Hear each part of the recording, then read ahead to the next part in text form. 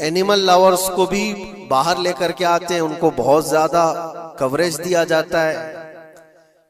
ये कुत्ते से प्यार करने वाला है, ये मुर्गी से प्यार करने वाला है। जालिमों, 40,000 नहीं 50,000 लोगों को फिलिस्तीन में तुमने नाहक मार दिया, उस पर कोई बैठक नहीं करते। मौत इतनी आसान है इंसानों की। जंग जिससे है, मुकाबला जिससे है, तुम्हारा आपस में बराबर की ताकत का मुकाबला हो तो समझ में आए कि एक दूसरे की फौजों से मुकाबला है। इधर की फौज भी मर रही, उधर की फौज भी मर रही है, लेकिन निहत्ते बच्चों का क्या कसूर।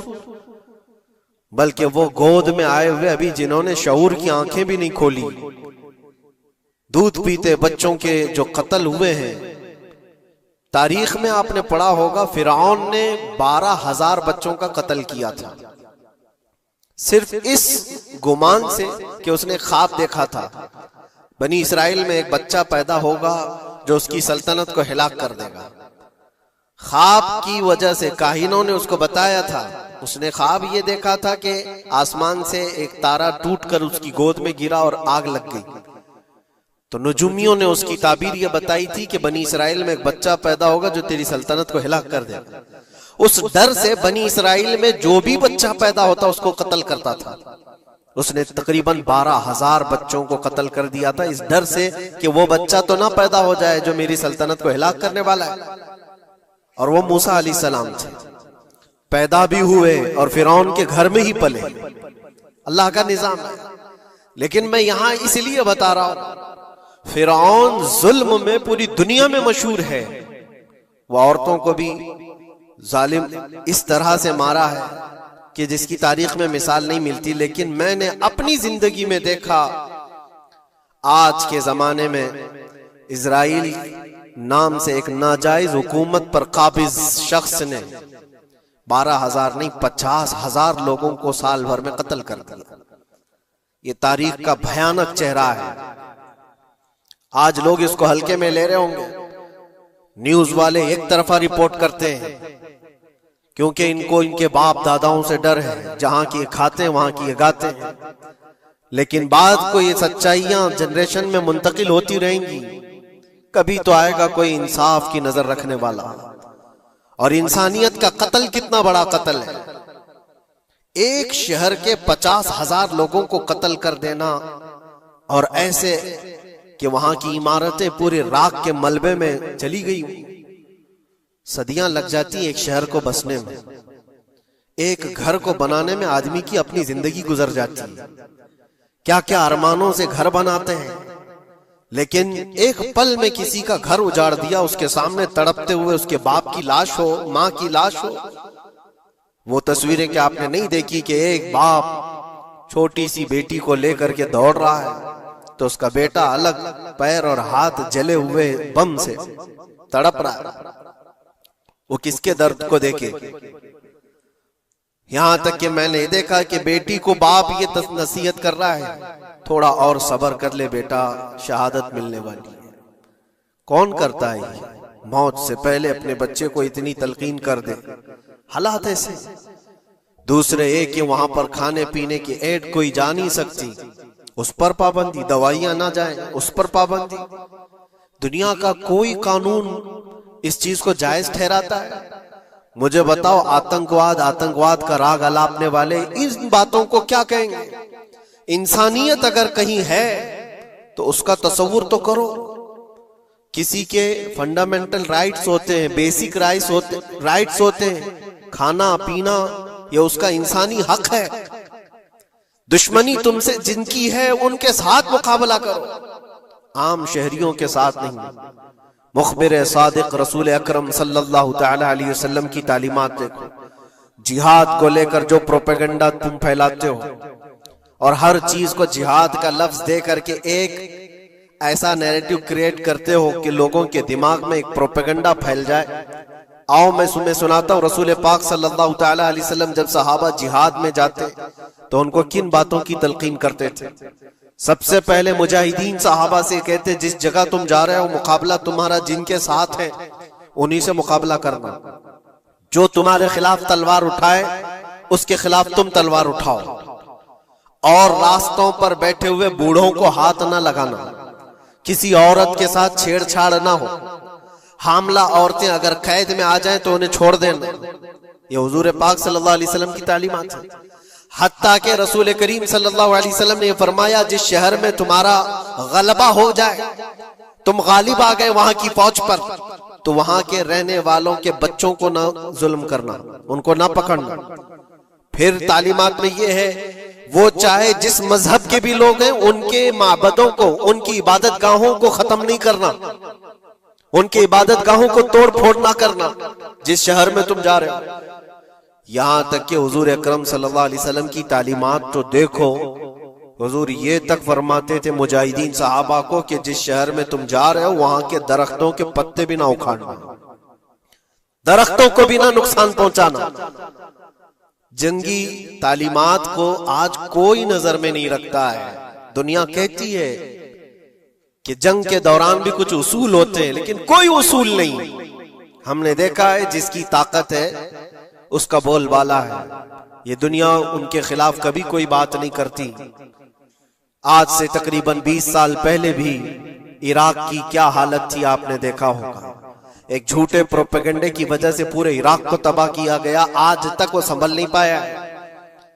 न्यूक्लियर पावर इराक के अंदर मौजूद है, उसके रिएक्टर वहां पर मौजूद है। क्या क्या चीजें उस जमाने में फैलाई गई। सोशल मीडिया तो नहीं था उतना।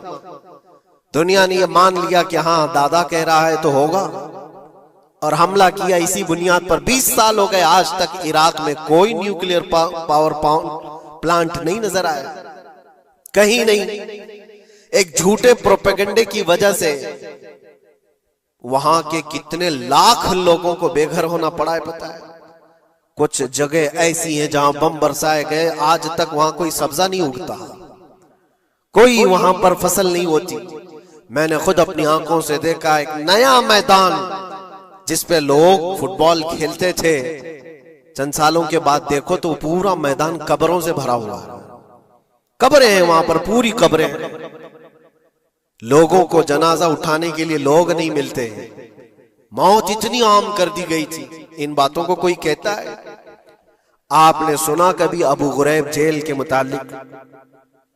कैदियों के साथ जो वहशियाना सुलूक किया इन गोरों ने, अल्लाह की पनाह, बहुत सख्त किस्म के, दुनिया में बदनामे जमाना जेल उसको कहा जाता है। हर तरह की वहां पर कैदियों के साथ आजमाइशें हुई, हर तरह की।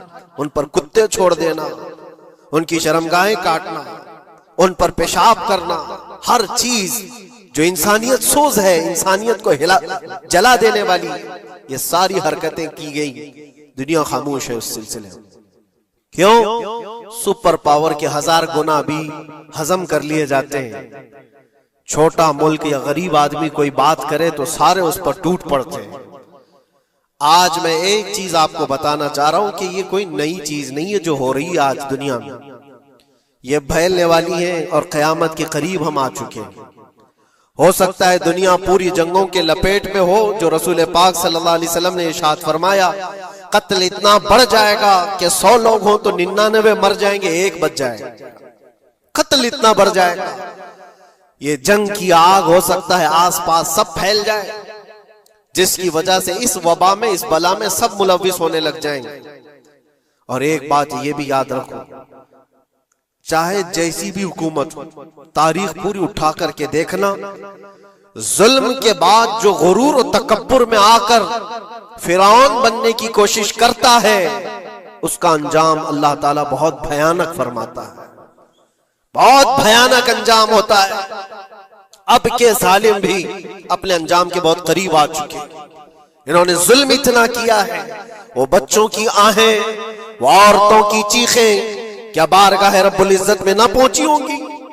रब तबारक व तआला खुद फरमाता है, सयअलमुल लदीन ज़लमू अय्य मुनक़लबिन यनक़लिबून। अनक़रीब जालिम ये देख लेंगे कि किस पलटी में अल्लाह ताला उन्हें गिराने वाला है। जो जाल वो अपने दुश्मनों के लिए बुनते हैं, अल्लाह ताला उसी जाल में उनको फंसाता है। आज देखना आप, तारीख की सच्चाइयां आपको इस बात का जवाब देंगी। जालिम ये समझता है कि मैं खुदा के बराबर हो चुका, अब मुझे कोई भी हिलाक नहीं कर सकता। अल्लाह ताला फरमाता है इन्नमा तकुनु युद्रिकुमुल मौत वलौ कुंतुम फी बुरूजिम मुशय्यदा, तुम मजबूत किले में क्यों ना बैठे हो, मौत तुम्हारे पास आकर पकड़ लेगी। और रब तबारक व तआला के लिए कोई चीज नामुमकिन है। लोग आज हवा बनाते हैं कि एयर डिफेंस सिस्टम इतना बड़ा है कोई कुछ नहीं कर सकता। एक छोटे से पिद्दे से एक नाजायज कंट्री को महफूज दिखाने के लिए दुनिया पता नहीं क्या क्या बातें वायरल करती है। इजराइल के पास आयरन डोम है, एयर डिफेंस सिस्टम इतने बड़े हैं, कोई नहीं आ सकता। वो खुदा है? कोई खुदा है? लेकिन दुनिया आज देख रही है, बहुत सारी चीजों को देख रही है। मुझे यहां पर किसी के सिलसिले में नहीं कहना, लेकिन एक बात कहना है कि नशा में चूर, घमंड में चूर जो बंदा होता है, अल्लाह ताला कभी उसको मच्छर से भी हिलाक करता है। बहुत बड़ी ताकत का इससे मुकाबला होना जरूरी नहीं। तुम्हारे पास होगा बहुत बड़ा सिस्टम, लेकिन रब तबारक व तआला जब इंतकाम ले ले तो फिर तुम्हारे लिए बहुत बड़ी ताकतों की जरूरत नहीं। आपको मैं तारीख बताऊं, इराक में नमरूद एक जमाने में इस तरह की हरकत किया था कि उसने बहुत बड़ी इमारत बनाई थी, और उसके मुताबिक बात ये थी कि वो 1000 लोगों से तन्हा लड़ सकता था, इतनी उसकी ताकत थी। शेर से खुद मुकाबला करता था, कभी डरता नहीं था। नमरूद की ताकत मशहूर थी उस जमाने में, और सारे लोग उसकी ताकत का लोहा मानते थे, हत्ता कि वो कभी अपनी जिंदगी में बीमार नहीं हुआ था। आदमी जब बीमार नहीं होता तो उसका गुरूर बढ़ जाता है, सोचता है मुझे कुछ हो नहीं सकता। नमरूद ने उसके बाद ये देखा सारी दुनिया मेरे कब्जे में है, ताकत और दौलत के जखीरे सब उसके पास से, लेकिन एक चीज नहीं थी, मौत। मौत पर कंट्रोल। इसको कैसे किया जाए कंट्रोल? यानी मरने से बच तो नहीं पाएगा, ये कंट्रोलिंग पावर भी हमारे पास होना चाहिए। उसने एक बहुत बड़ी इमारत बनाई, कहा कि खुदा आसमानों में होता है, हम इतनी बड़ी इमारत बनाएंगे कि उन इमारतों पर चढ़कर खुदा को ललकारेंगे। आजा मैं मुकाबला करता हूं, और मुकाबला करके मैं खुदा को गिरा दूंगा किसी भी तरह से। अगर मुझसे ना हो सके तो पूरी फौज को तैयार करूंगा। खुदा से लड़ाई लड़ करके एक बार वो मौत और हयात का पावर अपने हाथ में ले लेंगे, फिर हमको जब तक चाहे जीना है। कहां की खाम ख्याली। लेकिन उसने बनाया, पूरी दुनिया भर से लोगों को जमा किया, सबकी जुबान एक बनाया, सबकी करेंसी एक बनाया, सारी उस पूरी दुनिया के लोग उसकी फौज में। सबको ये बावर कराना शुरू किया कि हमारी लड़ाई है दुनिया से नहीं, हमारी लड़ाई क्रिएटर से, खालिक से। हम उससे पावर छीन लेंगे एक बार, और फिर अपने हाथ में मौत और हयात का कंट्रोल रखेंगे। जिसको जितनी लंबी उम्र चाहिए मैं दूंगा, जिसको जब तक जीना है मैं दूंगा। अजल तक, अजल से लेकर अबद तक ये सारे ख्यालात उसके थे, और उसने जमा किया, इमारत भी बनाया, फौज भी तैयार किया। क्या रब तबारक व तआला ये नहीं देख रहा था? उसकी तैयारी, उसका जमा करना, उसकी इमारत बनाना, बहुत दिनों तक ये सब काम चलता रहा। रब तबारक व तआला किसी से गाफिल नहीं, दिलों में गुजरने वाले हालात से भी बेखबर नहीं, लेकिन बंदे को रब तबारक व तआला ढील देता है। कुरान में रब ताला फरमाता है, वला यहसबन्नल्लज़ीना कफरू अन्नमा नुमली लहुम खैरुल लिअन्फुसिहिम इन्नमा नुमली लहुम लियज़दादू इस्मा।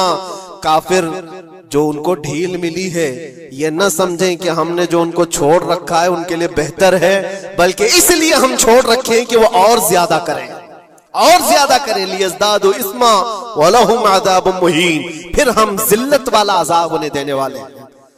ये मत समझ लो कि रब तबारक व तआला इन सब चीजों से बेखबर है। नमरूद इतना सब करता रहा, अल्लाह ने उसको छोड़ रखा। बना ले लंबी इमारत, बना फौज भी बना ली, सारी चीजें बना लिया। मुकाबले के लिए उसने दिन भी तय कर लिया। उसके बाद उसको खुदा से लड़ाई लड़नी थी, कहां खुदा तक पहुंचने की बात। लेकिन बंदा जब गुरूर और तकब्बुर में आता है तो वहां तक भी सोचता है, उसे मौत पर कंट्रोल हासिल करना था, बस ये एक चीज थी।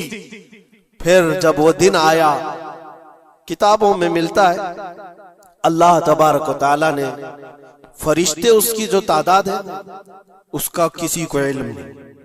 बारिश के जितने कतरात गिरते हैं ना, एक एक फरिश्ता बूंद लाकर रखता है। अब आप अंदाजा कर सकते हैं फरिश्तों की तादाद कितनी हो सकती है। उसमें जो बड़े फरिश्ते हैं वो जिब्राइल, मीकाईल, इसराफील और इज़राइल अलैहिमुस्सलाम, जो सरदार मलाइका हैं, फरिश्ते हैं, उनके अपने अपने काम हैं, बहुत पावरफुल फरिश्ते हैं। इनकी बात नहीं कर रहा, किसी एक आम फरिश्ते को रब तबारक व तआला ने बुलाया और फरमाया जाओ जमीन पर हमारे एक बंदे ने हमसे लड़ाई का इरादा कर लिया है, उसकी ताकत और कुव्वत और उसकी जमा शुदा सारी चीजों को देख करके आओ। वो फरिश्ता जमीन पर आया, जिस जगह पर उसने ये सब जमा किया था, फरिश्ता उतरकर सिर्फ अपने पैर हिलाया था, पूरी इमारत भस्म हो गई। कुछ नहीं किया था, उसकी बनाई हुई इमारत भस्म हो गई। जितनी फौज जमा किया था सब कीड़े मकोड़ों की तरह मर गए और सबकी जुबानें मुख्तलिफ हो गई, कोई एक दूसरे को पहचान नहीं पा रहा। ये मिनटों की भी बात नहीं थी, सेकंडों की बात थी। फरिश्ता वापस चला गया, नमरूद का जवाल हो गया, खत्म हो गया। ये तारीख की एक बात है और ये रिवायत हम अपनी किताबों में नहीं रखते, ये रिवायत यहूदियों की किताबों से ही है। यहूदी इस बात को यकीन करते हैं और इसी वजह से इस बात पर वो दोबारा अमल करने के लिए फिर कोशिश में है। न्यू वर्ल्ड ऑर्डर जो कहा जाता है, पूरी दुनिया को इकट्ठा करना, एक करेंसी बनाना, एक लैंग्वेज पर लाना और सबको मिलाकर के एक ताकत हासिल करना, स्पेस पर जाना और फिर वही चीजें दोहरानी जा रही है दुनिया। वही चीज एक दोबारा बार ट्राई करना है, जिसके लिए आपको पता है ये छोटी सी कौम पूरी दुनिया पर कंट्रोल हासिल करने के कैसे कैसे ख्वाब देखती। अगर आप जाएं, इस्लाम दुश्मनी तो इनकी पुरानी है, लेकिन ये जो 50,000 लोगों का कत्ल है, ये सिर्फ और सिर्फ उनके अपने एक छोटे मकसद के लिए। हो सकता है बहुत सारी बातें हो, गजा पट्टी एक ही इलाका बचा हुआ है फिलिस्तीन का, बाकी सब तो ये कब्जा कर चुके 1947 के बाद, 48 के बाद। छोटा सा हिस्सा जो बाकी गजा पट्टी, जिसकी 20 लाख की आबादी, उस इलाके पर इतनी ज्यादा क्यों क्रूरता है, क्यों? बाकी सब जगह पर और भी दीगर जगह पर, यरूशलेम में, वेस्ट बैंक में, कई जगहों पर मुसलमान आबाद है। ये गजा के लिए क्यों इस कदर सख्तियां हैं? दुनिया को बताने के लिए तो ये एक आतंकवाद जमात है हमास, जिसका मुकाबला करने के लिए हम ये हमले कर रहे हैं, लेकिन आज तक ये दुनिया को बता नहीं सके कितने हमासियों को कत्ल किया, कितने हमास के लोग पकड़े गए, कितनों को मारा गया। चंद होंगे, लेकिन उसके बदले में जो भारी कीमत चुकाई हो गजा के निहत्थे लोगों ने, 50,000 लोगों का कत्ल, ये तो रिकॉर्ड पे दिख रहा है। बाकी अल्लाह वाला, बाकी कितने हैं जिनकी तादाद मिल ना सकी हो। बाज दानिश्वरों ने यह भी बताया, उसको सिर्फ और सिर्फ एक कैनल बनाना है जो दुनिया की ट्रेडिंग पर कब्जा हासिल करने के लिए। जो सुएज कैनाल है इजिप्ट का, जिससे मेडिटेरेनियन सी से लेकर के गुजरते हैं, 2 समंदरों को जोड़ने के लिए एक कैनल है मिस्र में, इजिप्ट में, जहां से इजिप्ट हर गुजरने वाले जहाज से टैक्स लेता है, हर गुजरने वाले जहाज से एक भारी कीमत लेता है, जिससे ट्रेडिंग पर असर भी रहता है। और जब वो चाहे बंद करे, 2 मरतबा उसने बंद भी किया था तारीख में, 1950 के बाद। और ये ख्वाब देखता है इजराइल कि हम अपनी ही जगह से एक कैनल बना ले, तकरीबन 300 किलोमीटर, जिसके लिए उसको गजा हासिल करना बहुत जरूरी है। ये बाज लोगों की अपनी तहकीक है। तो क्या कोई अपने मफाद का हासिल करने के लिए 50,000 लोगों का कत्ल कर सकता है? दुनिया को यह भयानक चेहरा भी तो मालूम होना चाहिए। अगर उनको कोई रास्ता बनाना है तो उसके लिए इंसानियत का कत्ल करना है। मैं आपको एक बात अर्ज किए देता हूं, कुरान पाक ने जो फरमाया वो हक है, 100% हक है।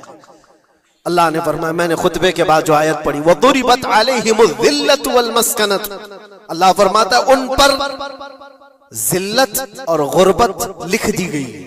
किस पर? यहूदियों के मुताबिक। वबाउ बिग़ज़बिन मिन अल्लाह, और अल्लाह के गजब में रहेंगे वो हमेशा। आप सूरह फातिहा में पढ़ते हैं ना, गैरिल मग़दूबि अलैहिम वलद्दालिन। मग़दूब का मतलब क्या है? जिन पर अल्लाह का गजब हुआ, और वो यहूद कौम है। कुरान पाक की मैं आपको बात बता रहा हूं। और अल्लाह ताला फरमाता है वजह क्या है, ज़ालिका बिअन्नहुम कानू यकफुरून बिआयातिल्लाह, वो इसलिए कि अल्लाह की निशानियों को ठुकराते हैं, व यक़्तुलून अन्नबिय्यीन बिगैरि हक़, और अल्लाह के नबियों को ना हक कत्ल करते हैं। अब दुनिया को यह अफसोस हो रहा होगा, जैसे मैंने अभी बताया 50,000 लोगों का कत्ल वहां कर दिया, ईरान में घुस गया, शाम में घुस गया, लेबनान में घुस गया, हर जगह मार मार मार और लोगों का कत्ल। मेरे अजीजों, ये तो आम लोगों का कत्ल है, और कुरान ये कहता है ये वो कौम है जो अल्लाह के नबियों को कत्ल करती थी। और तारीख में है तकरीबन 10,000 नबियों को इन्होंने कत्ल किया है। 10,000 नबियों को इन्होंने कत्ल किया है, सिर्फ अपनी मनमानी बात न पाए जाने की वजह से। हजरत ज़करिया अलैहिस्सलाम की बात मालूम है, ये तो बैतुल मुक़द्दस के मुतवल्ली थे।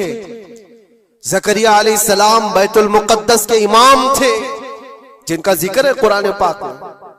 हजरत ज़करिया अलैहिस्सलाम के पीछे यही कौम जो उनकी उम्मत में थी, यहूदियों के लिए भी वो मुक़द्दस नबी थे।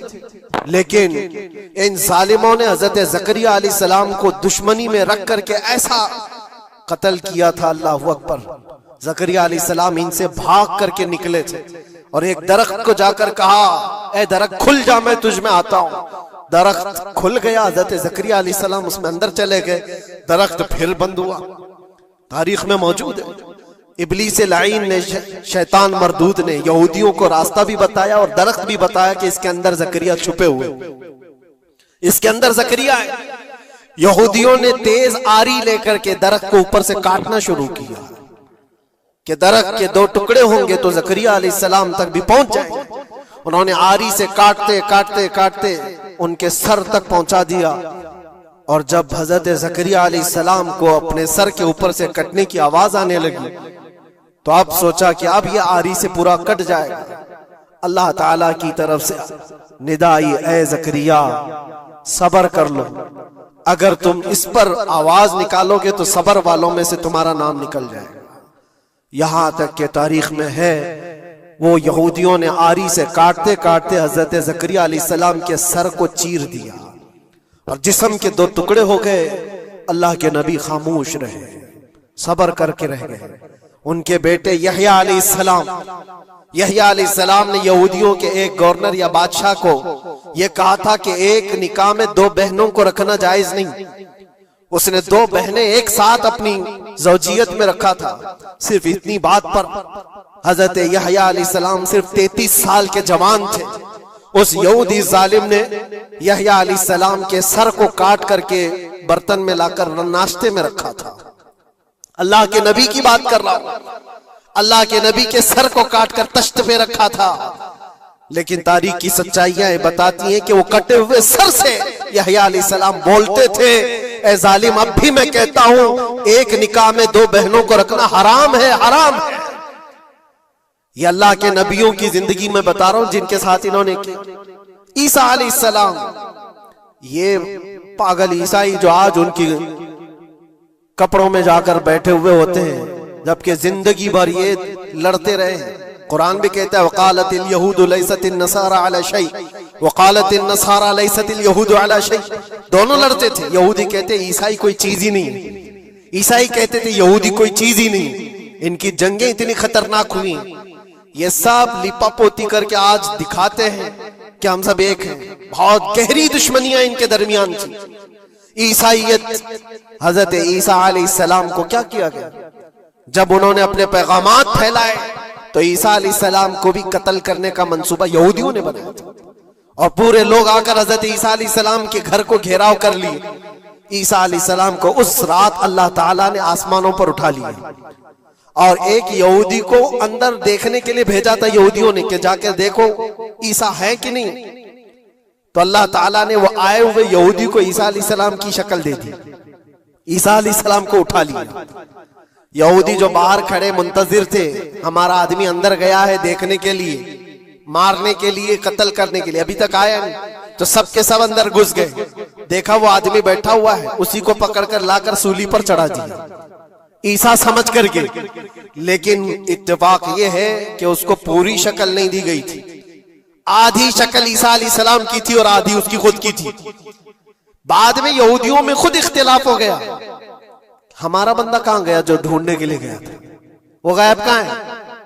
और अगर ये हमारा बंदा है जो ढूंढने के लिए गया था तो फिर ईसा कहां है? ये इख्तिलाफ में, ये शक में 550 साल गुजर गए। फिर मेरे मुस्तफा सल्लल्लाहु अलैहि वसल्लम तशरीफ लाए और कुरान ने इस बात को वाज़ेह किया, न तुमने ईसा का कत्ल किया, न सूली चढ़ाई है। ईसा अलैहिस्सलाम जिंदा हैं, अल्लाह ने आसमानों पर उन्हें उठाया। ये तो ईसाइयों पर एहसान है कुरान का, जो सच्चाइयां 550 साल पहले की बताया। मेरे अजीजों, ये तारीख में आपको बता रहा हूं, नबियों का कत्ल करने वाली कौम, उनके सामने आम इंसान क्या माने रखते हैं। ये दुनिया की सारी कौमों को हकीर समझने वाली कौम, दुनिया के पूरे जखीरों को अपनी मिल्कियत समझने वाली कौम, उनका अकीदा है ये दुनिया का जितना गोल्ड है, जितना सोना है, उस पर सिर्फ और सिर्फ उनकी कौम का कब्जा होना चाहिए, पूरी दुनिया को। आपको पता है मदीने तैयबा में हुजूर पाक सल्लल्लाहु अलैहि वसल्लम की आमद से पहले ये सब के सब मदीने में बसे हुए थे। 550 साल से इंतजार कर रहे थे हुजूर के आने का, दूसरी कौमों को डराते थे। क्यों? उनकी किताब में मौजूद था, आखिरी नबी के आने की सारी बातें मौजूद थी। आखिरी नबी आएंगे, उनके मानने वालों का गलबा होगा, वो अपने नूरे नबुव्वत से लोगों के दिलों को पाक करेंगे। उनकी शक्ल भी बताई गई थी तौरात में, उनके आने की जगह भी बताई गई थी। पूरे हिजाज में खजूरों का झुंड एक इलाका होगा जहां ये नबी आएंगे, और वो मदीने के अलावा कोई जगह ही नहीं थी। यहूदी ये सब चीजें देखकर हुजूर के आने से 550 साल पहले से इंतजार में थे, वो नबी यही आएंगे, यही आएंगे। और दूसरी कौमों को डराते थे, हमसे मत उलझना, आखिरी नबी आने वाले हैं हमारे, और उस नबी के आने के बाद फिर हम चुन चुन कर तुमसे बदला लेंगे। और जब कभी मुसीबत आती तो अल्लाह से दुआ भी ये करते थे कि अल्लाह, वो आखिरी नबी जो हमारे इलाके में आने वाले हैं, उनके सदके में तू हमारी बलाओं को दूर कर। ये वो कौम है जो हुजूर आखिरुन नबीयीन सल्लल्लाहु अलैहि वसल्लम के इंतजार में वक्त काट रही थी। लेकिन हुआ ये, उनका अकीदा ये था कि आखिरी नबी तो बनी इसराइल में ही पैदा होंगे, हमारे खानदान में पैदा होंगे। इन्होंने ठेका ले रखा है, आखिरी नबी कहां पैदा होंगे ये फैसला करेंगे। अल्लाह तबारक व तआला ने आखिरी नबी हमारे आका सल्लल्लाहु अलैहि वसल्लम को बनी इसराइल में नहीं, बनी इस्माइल में पैदा किया। इस्माइल अलैहिस्सलाम की औलाद में पैदा किया। और ये इस्माइल अलैहिस्सलाम की औलाद पूरे अरब में आबाद थी। अरब में पूरी आबादी इस्माइल अलैहिस्सलाम की थी। मक्का को आबाद किसने किया? इस्माइल अलैहिस्सलाम। इस्माइल अलैहिस्सलाम की औलाद पूरे मक्का में, आसपास सब इलाकों में आबाद, सारी जितने भी नस्ब है वो इस्माइल अलैहिस्सलाम तक पहुंचते हैं, अरब वालों के। और ये यहूदी बनी इसराइल है, यानी याकूब अलैहिस्सलाम की औलाद में से। और ये दूसरों को हकीर जानते थे। जब तक ये लोग अरब में थे, मदीने में थे, इन्होंने हर एक को हिकारत से देखा। अरबों से इनके ताल्लुकात ऐसे नहीं थे, आम लोगों से कहते हमारे से बात करने के काबिल नहीं है, सबको उम्मी कहते थे, अनपढ़, जाहिल, ऐसे अल्फाज से अरबों को पुकारते थे। अरबों से अगर इनके ताल्लुकात होते भी तो बड़े बड़े टॉप लीडर जो होते हैं अरबों के, बस उनसे ताल्लुकात, आम लोगों को गिनते ही नहीं, कचरा कहते थे। बनी इस्माइल को जब ये कचरा कहते थे, और बनी इस्माइल में जब आखिरी नबी पैदा हो गए तब क्या कहने लगे पता है? कहते नहीं, ये गलत हो गया। आखिरी नबी तो बनी इसराइल में पैदा होने वाले थे, ये जिब्राइल ने शरारत किया और बनी इस्माइल में जाकर के नबूवत दी थी। कुछ तो ये कहने लगे, कुछ तो कहने लगे वो है ही नहीं आखिरी नबी। लेकिन कैसे इनकार करते? कुरान कहता है यारिफूनहु कमा यारिफून अबनाअहुम, उस रसूल को वो ऐसे पहचानते थे कि अपने बेटों को भी नहीं पहचानते। उनके बेटों के सही होने पर भी उनको इतना यकीन नहीं था कि हमारा ही बेटा है या नहीं, लेकिन हुजूर को देख करके ये यकीन था कि आखिरी रसूल ही, आखिरी रसूल होने की सारी निशानियां उन्होंने जो पढ़ी थी वो सब हुजूर के पास मौजूद थी। इसीलिए तो मेरे अजीजों, जो सहाबा यहूदियत से इस्लाम में आए, उन्होंने सब निशानियां देखी। हजरत सलमान फारसी की बात बता रहा, वो ईसाइयत में थे, सालों उन्होंने ईसाइयत में गुजारे और उन्होंने भी यही सब बातें सुनी थी। यसरब एक इलाका है हिजाज में, खजूरों के बागात का झुंड है, वहां पर आखिरी नबी वहीं आने वाले। तो ये कहां से आए थे? सलमान फारसी इराक से आए थे, मदीने में आकर गुलाम बन गए, एक खजूरों के बाग में काम करते थे बरसों तक। फिर वो वक्त आ गया जब हुजूर पाक सल्लल्लाहु तआला अलैहि वसल्लम मक्का से हिजरत करके मदीने आए थे। मस्जिद कुबा जहां है वहां 14 दिन तक हुजूर कयाम किए हुए थे। तो वो बागीचे का जो मालिक है, सलमान फारसी का जो मालिक था, उसका भतीजा आकर के खबर देता है, चाचा सुना है कि नहीं खबर, यसरब में एक शख्स आया है मक्का से, हसीन चेहरा है, गुलाबी रंगत है, बोलता है तो लोग सब उसकी तरफ देखते हैं और वो कहता है कि मैं अल्लाह का आखिरी रसूल हूं। यहूदी का भतीजा अपने चाचा को एक खबर दे रहा है। सलमान फारसी खजूर के दरख्त के ऊपर बैठे खजूर काट रहे थे या साफ कर रहे थे। ये खबर सुने कि वहां से छलांग लगाकर नीचे आ गए, जिसके इंतजार में तो सालों गुजार दिया था। क्या कहा तुमने? मालिक ने एक थप्पड़ रसीद किया और कहा तू गुलाम है, आकाओं की बात में दखल अंदाजी मत कर, जा तू अपना काम कर। लेकिन उनकी बेचैनी थी कि वो अगर आखिरी रसूल आ चुके तो मेरी जिंदगी का तो मकसद यही है। फिर उन्होंने वक्त निकाला दिन का और हुजूर पाक सल्लल्लाहु अलैहि वसल्लम के पास पहुंच गए। जब रसूल करीम सल्लल्लाहु तआला अलैहि वसल्लम सहाबा के साथ मौजूद थे, देखें अलामतें जो इन्होंने पढ़ी थी अपनी किताबों में, वो सब जांचना भी चाहते थे। खजूरें लेकर के गए और कहा या रसूल अल्लाह ये कबूल कीजिए, ये सदका है। हुजूर ने लिया और सबको बांट दिया, उसमें से कुछ भी नहीं खाया, क्योंकि सलमान फारसी ने पढ़ा था कि आखिरी रसूल सदका नहीं खाएंगे। एक निशानी देख ली उन्होंने। दूसरे दिन आए, फिर वो मौका निकाला और खजूरें ली और आए। हुजूर से आकर के कहा कि ये लीजिए, कबूल कीजिए, ये हदिया है। हुजूर ने खुद भी खाया और सबको तकसीम किया। कहा ये किताब में मौजूद है, वो आखिरी रसूल हदिये को इनकार नहीं करेंगे, तहाइफ कबूल करेंगे। दो अलामतें देखी। फिर एक दिन, तीसरा दिन था, रसूल पाक सल्लल्लाहु अलैहि वसल्लम एक जनाजे में थे। तहबंद थी हुजूर के, चादर थी जिस्म के ऊपर। सलमान फारसी एक और निशानी देखने के लिए आए हुए थे जो किताबों में पढ़ी थी। कभी हुजूर के दाएं आते, कभी बाएं आते, कभी आगे कभी पीछे, पूछने की या कुछ बात करने की कोशिश कर रहे थे। हुजूर सल्लल्लाहु अलैहि वसल्लम ने उनको देख लिया और कहा सलमान आ जाओ इधर। इधर बुलाया, अपनी चादर हटाई और कहा ये मोहरे नबूवत देखने के लिए आए थे। जो हुजूर सल्लल्लाहु अलैहि वसल्लम के कंधों के बीच में एक ऐसा सफेद निशान था जिसको मोहरे नबूवत कहा जाता है, वो सूरज से ज्यादा चमकता था दोनों कंधों के बीच में। और हजरत सलमान फारसी वो देखने के लिए आए थे और हुजूर ने उनके पूछने से पहले चादर हटाई और कहा यही देखने आए थे। सलमान फारसी ने कहा मैं तो एक चीज देखने आया था, आपने दो चीज बता दी। क्या चीज?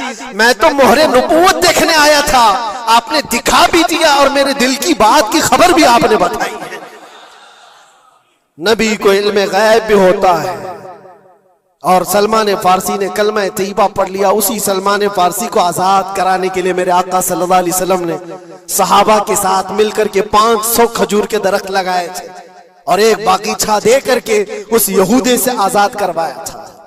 ये अल्लाह के नबी सल्लल्लाहु अलैहि वसल्लम के पास वो सहाबा जो आए थे यहूदियत से या ईसाइयत से, वो जानते थे हुजूर को, लेकिन ये इतनी खतरनाक कौम है जिनको अल्लाह ताला ने दिलों पर मोहर लगाया। ये यहूदी जो ईमान नहीं लाए और ये कयामत तक इसी तरह गजब में रहने वाले। आज इनका उभार अगर आप देख रहे हो तो शायद तारीख पता नहीं होगी कि कितनी जिल्लत की जिंदगी भी गुजारी, किस तरह भीख मांगे। आज या अपनी तारीख को कहीं पर भी सोशल मीडिया में गर्दिश करते हुए नहीं देख सकते, पाबंदी है पूरी दुनिया में। हिटलर के कत्ले आम के बारे में नहीं बोल सकता कोई, यहूदियों को इतना मारा था उतना मारा था, नहीं, दुनिया में ये बोलने पर पाबंदी है। इनके किसी भी पुरानी तस्वीरें दिखाने पर पाबंदी है। आज खुद अपने मुल्क में होने वाले हमलों की तस्वीर ना दिखाई जाए, इस पर पाबंदी है। ये तो तुम कब तक ऐब छुपाते रहोगे? जहां सड़न होती है बदबू आ ही जाएगी। और अन करीब मेरे अजीजों, कुरान की वो बात याद रखो, अल्लाह ने फरमाया सयअलमुल लज़ीना ज़लमू अय्य मुनक़लबिन यनक़लिबून, अन करीब जालिम ये देख लेगा कि अल्लाह उसको किस खाई में गिराने वाला है। क्या अबरहा बहुत सारे मंसूबे बनाकर काबा ढाने नहीं आया था? अल्लाह ने अबाबील चिड़ियों से उसको हिलाक किया था, फिरौन को पानी से गर्क कर दिया था, नमरूद को मच्छर से हिलाक कर दिया था। बड़े बड़े तूफानी ताकतों के बादशाह दुनिया में आए, लेकिन अल्लाह ने उनको बहुत छोटी ताकतों से हिलाक किया। लोग आज ये मुकाबला कंपैरिजन करते हुए बैठे रहते हैं, एक तरफ ईरान है, एक तरफ गजा है, एक तरफ सुपर पावर हुकूमतें हैं। ये सारे कंपैरिजन दुनिया के हो सकते हैं, लेकिन रब तबारक व तआला की बादशाहत और उसकी सल्तनत जब इंतकाम पर आ जाए तो फिर मेरे अजीजों किसी मुल्क की भी जरूरत नहीं, सिर्फ हवाओं से मौला ताला ताकतों को खत्म फरमा देता। दुनिया में फैले हुए एक कोरोना को तुम काबू में नहीं कर पा रहे थे। एक छोटा सा कीड़ा होगा, एक बैक्टीरिया होगा जिसको कंट्रोल में ना ला सके और करोड़ों मौतें हो गई। कौन था ये? उम्मीद करता हूँ दोस्तों आप हजरात ने इस बयान को पूरा सुना होगा। बयान अच्छा लगे तो लाइक सब्सक्राइब जरूर करें और कमेंट में हमारे को बताएं कि हमारी वीडियो आपको कैसी लगी। फिर किसी नेक्स्ट बयान के साथ मिलते हैं दोस्तों, तब तक अपना ख्याल रखना। अल्लाह हाफिज।